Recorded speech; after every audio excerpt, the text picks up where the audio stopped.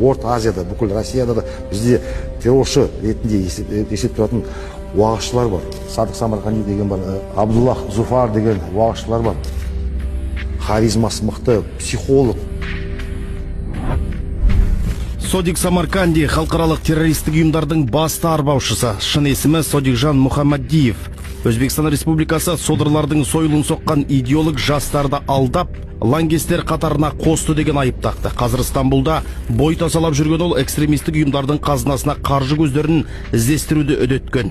Оның ізбасары әрі жерлесі Абдуллах Зуфар да халықаралық іздеуде жүрген қылмыскер. Орталық Азия елдері бұлардың уытты уағызын тыңдап, сақтап, таратып, насихаттауға сот шешімімен тыйым салды.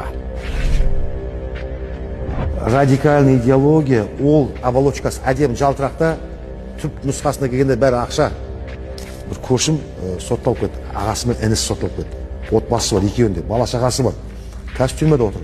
Не үшін отырсың? Кім үшін отырсың? Бұлай ойлап қарайтын болсақ та, өзге жат, радикалды насихат, уағыз оқитындардың уағыздарына насихаттан тыңдауын қажет жоқ. Аяғы кеп, жақсылыққа келмейді.